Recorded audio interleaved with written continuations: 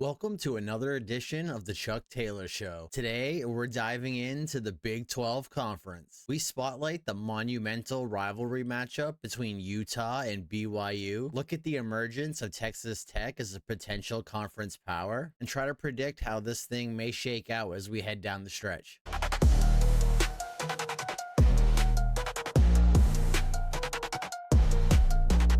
Look, I think it's time to come clean with you guys. I've made a few videos now. I feel like we've gotten to know each other a little bit, so my gut tells me that I can confide in you. Ever since the last round of conference realignment, once everything shook out, all the dust settled, the Big 12 has become a major guilty pleasure of mine. There, I said it out loud. It feels good. Hopefully you didn't immediately click out of this video, and if you did stick around, maybe the Big 12 is a guilty pleasure of yours as well. The old Big 12 never interested me much. In fact, it probably felt like the least interesting conference out of the Power 5 most years in my eyes. Looking at you too, ACC. The Big 12 was historically dominated by Texas and Oklahoma. It had been gutted of most of its major rivalries when Nebraska and Texas A&M left the conference, and they had been playing historically bad defense the past decade or so. However, conference realignment flipped everything on its head. Out were the two traditional powers, and in was a wave of fresh blood, not only for the Big 12, but the power conference landscape in general. Teams like Cincinnati, BYU, and UCF were finally getting the chance to step up and prove their success could transition to a higher level with additional resources. It was a breath of fresh air. Not only that, but the conference was searching for new powers to emerge. There wasn't a clear frontrunner or traditional blue blood, as it really appeared to be a large collection of relatively evenly matched teams. Suddenly, my interest level for this conference was at an all-time high. I was playing as the Big 12 in my college football dynasty. I was watching way more Big 12 football, and I was taking an interest in teams that previously didn't interest me at all. The new look Big 12 did its part and delivered big time in year one. There were upwards of 9 teams in the mix for the conference championship down the stretch, with 7 teams finishing within one conference game of each other to finish the season. Eventual conference champion Arizona State take Texas to overtime of the college football playoff quarterfinal and prove the talent level in this conference could hang with the SEC or anybody else. The probability of another insanely entertaining stretch run is abundant for the conference again in 2025. Their new TV deal with Turner Sports has given them phenomenal production, an exclusive national spotlight, and has stabilized their footing in a way that looked impossible just a few seasons ago when it appeared that the conference was crumbling. The turnaround has been incredible, and if you aren't watching the Big 12, you probably should. The conference boasts 3 teams that are still undefeated, 4 with just 1 conference loss, and 5 hanging around with only 2 conference losses looking to climb their way back into the mix. Over the next 7 weeks, these teams are going to be matching up, upsetting each other, and knocking each other off one by one. Those high-profile matchups begin this weekend when one-loss Utah heads to undefeated BYU for the 103rd edition of the Holy War. One of the best moves the Big 12 has made in their realignment was reuniting these teams and reigniting the Holy War as a conference rivalry once again. This one has massive implications. Fox Big Noon kickoff will be in the house. Both teams firmly have their eyes on Dallas for a potential conference championship game, and Utah is looking to avenge a late game collapse at home a season ago. Statistically, this thing couldn't be any closer. These teams mirror each other in just about every statistical category on offense and defense. It's actually insane how evenly matched these two teams are on paper heading into this one. They are both tough, smash-mouth football teams that are going to rely on a steady, productive running game while imposing a fundamentally sound defense that is going to try to keep you off of the scoreboard. Jackson Benet and John Henry Daly have been playmakers for the Utes, vying for the conference lead with 3 interceptions and 8 sacks respectively. In a tight, grinded-out type game, pressure on the quarterback and turnovers could be the difference, and Benet and Daly are difference makers. LJ Martin has been the clear workhorse back for BYU with 101 carries already through 6 games. Quarterback Bear Bachmeier can escape the pocket, but no other running back on this roster has more than 17 carries. Utah has a deeper collection of backs, and you have to wonder, in a hard-hitting back and forth game that will likely come down to the wire, will this end up being an advantage for the Utes? Can they keep a rotating collection of fresh legs in the game while slowly wearing Martin down? Utah had last year's game in the bag before a late defensive holding penalty gave BYU new life and eventually allowed them to kick the game-winning field goal. The Utes are thirsty for revenge, and they really need to win this game, otherwise fall into the very crowded 2-loss conference field, with both of their losses being to BYU and Texas Tech already. BYU, on the other hand, has invested heavily into their football program in recent years and are looking to stake their claim as the emerging flagship program of the conference. A second straight win over Utah would not only give them vital in-state bragging rights, it would keep them undefeated in conference play and on pace with both Texas Tech and Cincinnati. Aforementioned Texas Tech is another program looking to separate itself as the new flagship of the Big 12. They have also invested heavily into the program, NIL, and the transfer portal, and those investments have been paying immediate dividends. Texas Tech is 6-0 for the first time since 2013. They are the only team to defeat Utah so far this season and have one of the nastiest defenses in the entire country. Texas Tech heads to Tempe this weekend to face Arizona State with the nation's sack leader David Bailey. Bailey has 8.5 sacks through 6 games and is anchoring a defense giving up only 256 yards and 12 points per game. Bryce Pollock and Jacob Rodriguez have been ball hawks in the secondary, but it's Tech's rush defense that has been incredible, allowing only 67 yards a game and holding Utah to 101 yards on the ground. I don't want to get all statty here, but no matter what defensive stat you use, but Texas Tech is near the top of the conference, and they already boast wins over Houston, Kansas, and Oregon State. In addition to Utah, they've won each of their 6 games by at least 34 points and have won 5 of those by 40 points or more. A big reason for this is their offense has been arguably just as impressive as their defense. The Red Raiders are scoring 47 points and putting up over 550 yards per game. They're punching teams in the mouth immediately after kickoff and showing no mercy. They have a trio of gifted running backs, including Cameron Dickey, who has already found the end zone 9 times this season. Quarterback Bayron Morton has been spreading the ball around to a plethora of playmakers through the air. Tight end Terrence Carter Jr. has been an absolute beast, hauling in 5 of Morton's 13 touchdown passes. Tech has always sort of been looked at as the middle child of the Texas schools. UT and A&M always got the majority of the spotlight, their pick of the recruits, and had long stretches of success in their history, while Tech has often been overlooked and left with the scraps. Other than a successful stint in the early 2000s,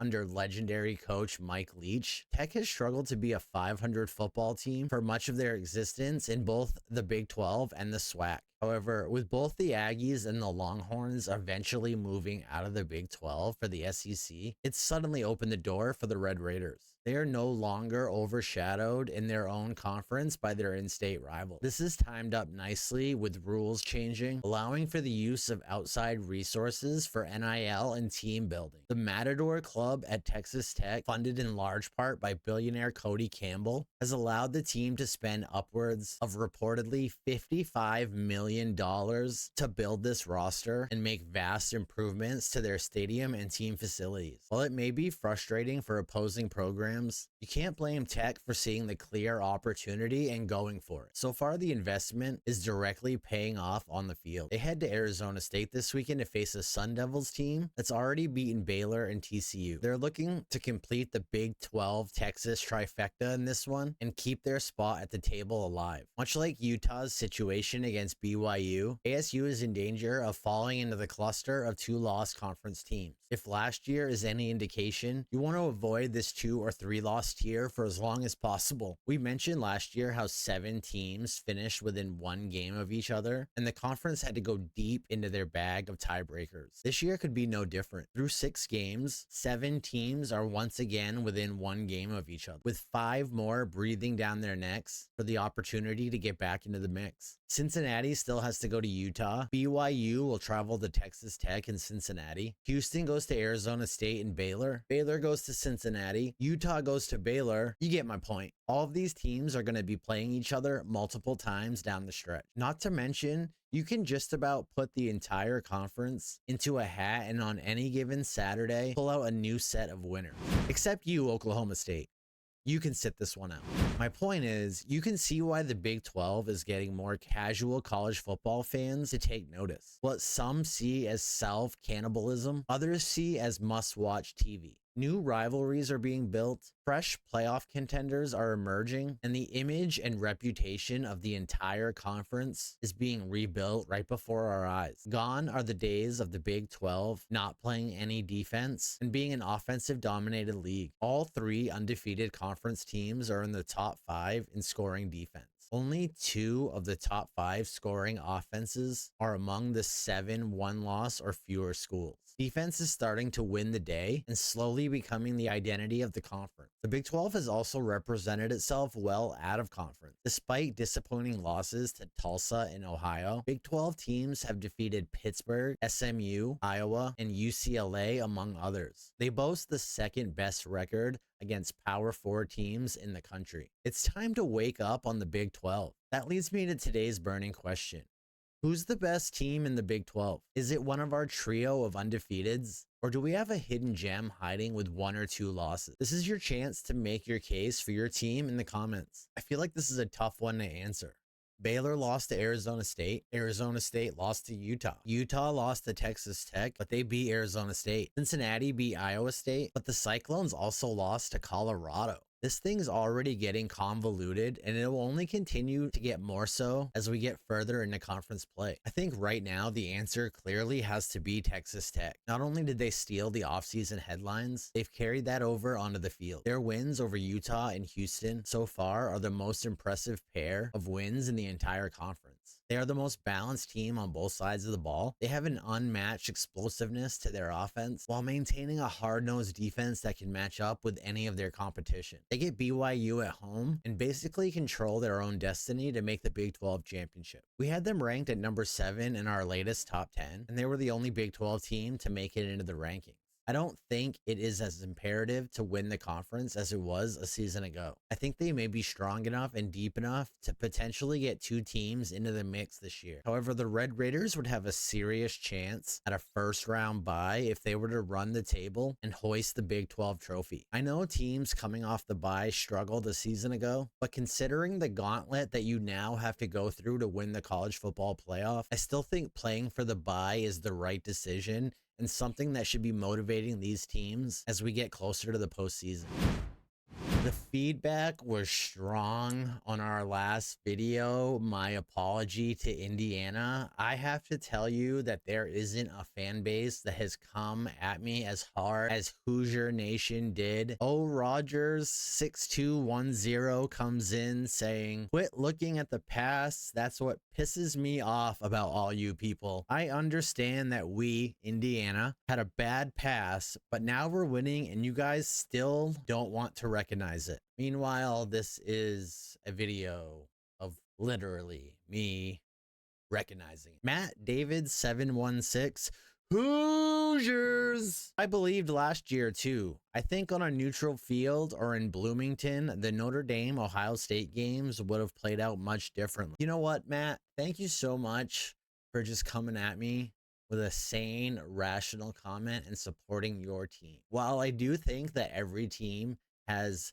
that coming of age moment where they learn how to lose a little bit before they learn how to take that step and win, I think it's fair for you to feel that way. However, it is possible that those losses over Ohio State and Notre Dame provided the blueprint and the motivation for Indiana to look as impressive as they do this year. Everything happens for a reason, Matt. Then tell me what the reason is for Billy Napier, for the love of God. At Jerry Williams 1946, I can see why you only have 200 views. Meanwhile, this is awkward, Jerry. 1946. Just happy that you were around to see the last time that Indiana beat an AP top 5 team. Dennis Per Singer 4120 says, it's okay, the opinion of a 20-year-old who talks slow and has no real opinion. Every sentence you say should start with, for real, I thought. For real, I thought it was the sweetest thing ever when you thought I was 20 years old, Dennis. O Rogers 6210 is back to say, watch more than one game and you'll understand. This seems to be a common comment this week, as we also have Caleb Shaw 6292 who says, if that's the way you have been looking at Indiana, then you just follow box scores and listen to other pundits. Did you just call me a pundit? Just watch them play and it's obvious how good they are. Now, I can assure you, my opinions are useless. My knowledge may be limited. You're probably often gonna disagree with me, but the one thing I do is I watch way too much football. I have no friends. I have no social life. I have 4 screens surrounding me at this very moment. If there's one thing I do, I watch the game. And finally, we have Zeke NY who says, kudos to you for the apology. However, you said you felt like Indiana was not quite there yet. That's completely disingenuous on your part. The way you talked about them, it was clear you had no expectation they would ever get there. You're right, Zeke. I didn't think they were good enough to get over the hump. I didn't think they belonged in that upper echelon, which is why I was making the apology video. Anyway, that's the comments for this week. Please hit me with some new stuff down below. Let me have it. Give me your best shot. I can take it, and maybe I'll feature you in the next one. As always, if you like the content, please subscribe, check out future videos, hit the like button, share with a friend, and I'll see you guys on the next one. Later, dudes.